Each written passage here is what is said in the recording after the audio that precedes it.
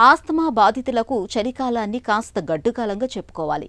మిగతా సీజన్లతో పోలిస్తే చలికాలంలో చల్లటి వాతావరణం, శీతగాలుల మూలంగా ఆస్తమా ఉధృతంగా మారుతూ ఉంటుంది. దీంతో తరచూ ఆస్తమా అటాక్స్ వస్తూ ఉంటాయి. ఊపిరి సరిగ్గా అందక ఆయాసంతో ఉక్కిరిబిక్కిరైపోతూ ఉంటారు. అయితే సీజన్ మార్పులకు అనుగుణంగా ఆహార, వ్యాయామాలు, జీవన సరళిలో తగిన జాగ్రత్తలు తీసుకుంటే చలికాలంలోనూ ఆస్తమాను చక్కగా అదుపులో ఉంచుకోవచ్చని చెబుతారు డాక్టర్లు. చలికాలంలో ఆస్తమాను అదుపులో ఉంచుకోవటానికి ఏం చేయాలో, ఎలాంటి జాగ్రత్తలు తీసుకోవాలో ఇప్పుడు తెలుసుకుందాం.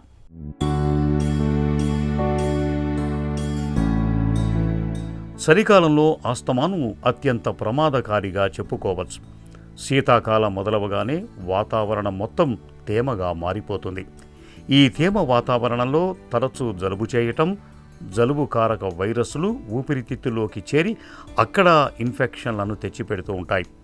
ఇలాంటి పరిస్థితిలో సహజంగానే ఆస్తమా తీవ్రత పెరుగుతుంది.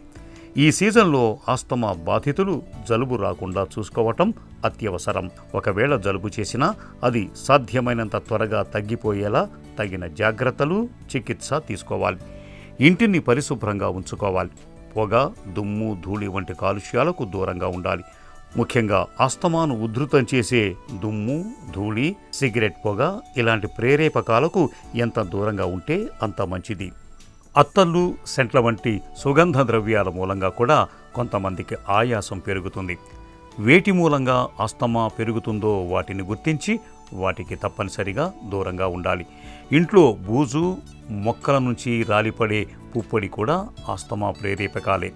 పెంపుడు జంతువుల మీది బొచ్చు కూడా ఆస్తమాను తీవ్రం చేస్తుంది. ఇక చల్లటి వాతావరణానికి, చల్లటి పదార్థాలకు ఎంత దూరంగా ఉంటే అంత మంచిది. గదిని వెచ్చగా ఉంచుకోవాలి. నిండుగా దుస్తుల్ని ధరించాలి. స్వెట్టర్లు, రగ్గులు వంటి వాటిని శుభ్రంగా ఉతికిన తర్వాతే వేసుకోవాలి. రోజువారీ ఆహారంలో ఉల్లి, వెల్లుల్లి వంటి దినుసుల్ని ఎక్కువగా తీసుకోవాలి. రోజు కాసేపు నడవటం, ఈత కొట్టడం, యోగా, ప్రాణాయామం, శ్వాస వ్యాయామాలు చేయటం ఈ సీజన్లో ఆస్తమా బాధితులకు చాలా మంచిది.